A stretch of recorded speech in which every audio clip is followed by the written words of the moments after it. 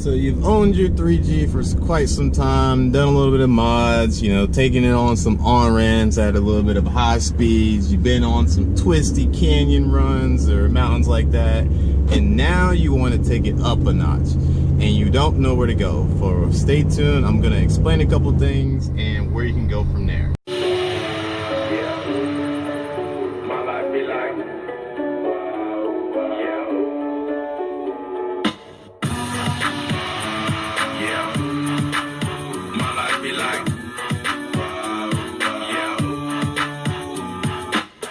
What's up guys, T-Croc here, welcome to the vlog. This video, or I should say series that I'm thinking about starting, was actually inspired by another subscriber, and he was asking me a few questions, and I feel like that maybe I should go into more detail about what to do about this. So if you are liking this video, like and subscribe, let me know in the comments how you feel about the series and what I should cover.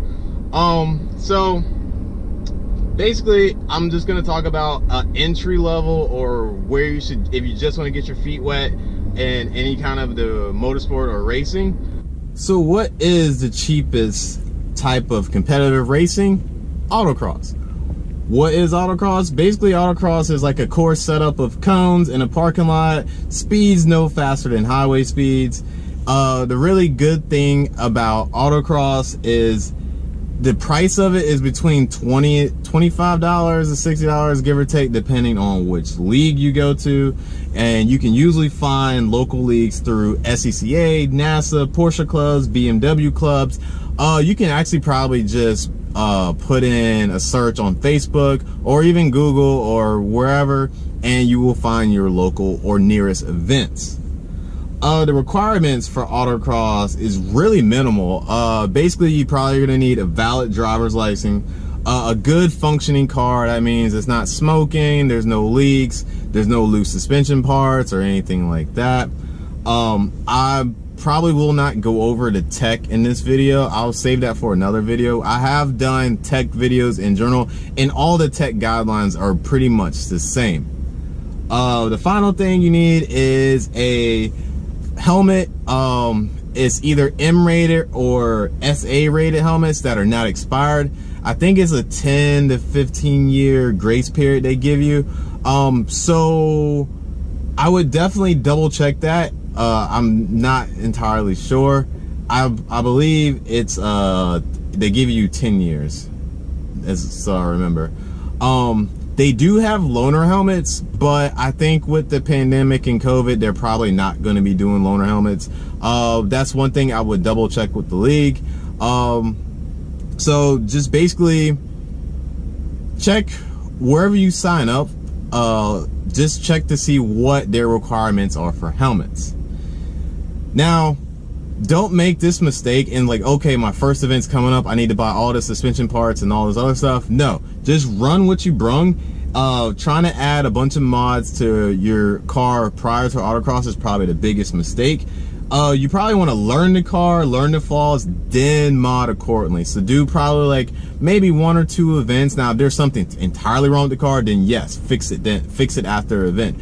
But you just don't want to just throw a bunch of money at it and you know you don't even know how to drive the car. Driver mod is probably the most important thing. Now, since this is your first event, no matter how fast your car is, you have 600 horsepower, whatever, you are probably going to get owned by a stock Miata on just regular street tires.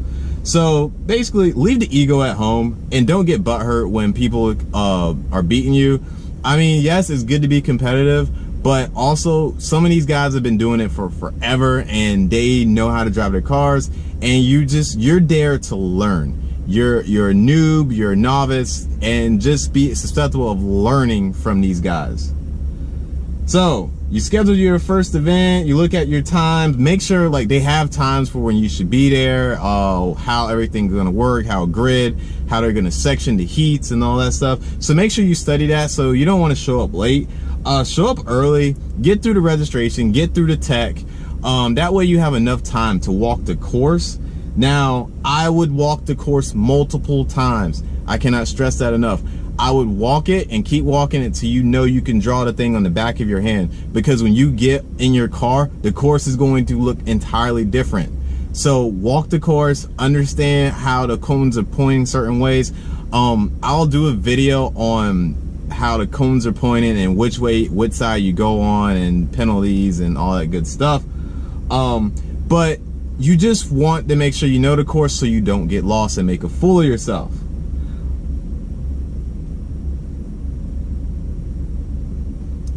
Now, prior to any race, they have a driver's meeting, and they probably will ask who is a newbie or who's new to autocrossing. That is your time to raise your hand. Don't be ashamed of it. I'm telling you, these guys in these motorsports, they love to help. They will assign you a mentor. This mentor will basically be your passenger. He will help you, guide you through the course so you don't get lost. Now, the mentor will probably have you ride with them so you can actually know how it feels to actually push your car to the limit. They even, if you feel comfortable, they can drive your car and show you things. They can probably tell you, hey, you might need to make this change to your car after this event. So definitely take the advice from a mentor or anybody that's senior, or just you'll basically know who's been autocrossing for a while, and you can get a lot of advice from them. I highly recommend just listening to these guys. So you're up for your first run. In my opinion, my first run, I go very slow. Not like grandma, like 5 miles an hour, but you just don't want to go balls to the wall, mash the pedal, because you want to get that one clean run in. That means you don't hit any cones, you kind of learn the car. And after each, because you probably get, maybe depending on the event and how many people show up, you might get 4 to 6 runs, give or take. And each run, you can go a little bit faster, you can be a little bit faster, you can go a little bit faster. And that's my advice. Once I get that one clean run in, I know I can go a little bit faster. That way I don't get a DNF, which is a do not finish. And I know the course. So like, it's just more of, okay, all right, I know I can go faster in this section. I know I can go faster in this section. So you can easily keep pushing yourself, and it's okay on your 3rd and 4th run to hit cones, because now you're just trying to actually just push your car. You have that clean run in. We're not trying to be competitive. We're just basically trying to learn and feel the car. So you do a couple of events, and like I said earlier, this is when I would personally focus on certain mods. In my opinion, tires would be first. Like, get a nice set of summer tires. If you have enough money to actually get a set of wheels with that, you know, you can go wider and a lot lighter wheels. That's just my opinion. Depending on where your money's at, just focus on tires, brakes, suspensions. Notice I never said anything about power. I don't believe in power in autocross. It does make a factor when you get to the competitively, but when you're a novice, you don't need to add a bunch of power to the car, because you just basically want to get the driver mod down, get your suspension right, get your brakes right, and then you can add power. Don't worry about roll cage. Don't worry about any of that. I will personally do a video on my car. It's going to be really hard to classify my car or class it in a certain thing. Of course, I'm not a novice. I was a novice 10 years ago. So I can't be in the novice category, but you can. If you're a beginner, or if you feel like you've had a little bit of racing experience, you don't want to be a novice, then fine. But I think everybody should choose novice, because that will help you. You don't have to worry about classing or anything like that. And my thing is, if this is something that you like, then, and if it's SCCA, for example, which that's what I'm going to be competing in, then just start reading the rule book, and, you know, just get interactive with all the people. And the community is very friendly and susceptible. And there's a lot more to autocrossing than just chasing some cones in a parking lot. So that's it, guys. Like I said, this was inspired by a subscriber who will be doing his first autocross. And I look forward to helping him. Now, I'm not saying I am a pro at this, but my first year as a novice, I got 3rd place, and I was going against 2 Miatas, which is a very big thing, especially for the 3G. And this was when I was daily driving the 3G. So yes, you can autocross and race your 3G without any problems. I literally was, I think my first 2 events, now I've already had mods to the car, so I went out there with a modded 3G and I did horrible my first 2 events. Actually, my first event I did really bad. My second event I got a little bit better. I had a lot of people help me out here and there and give me some pointers.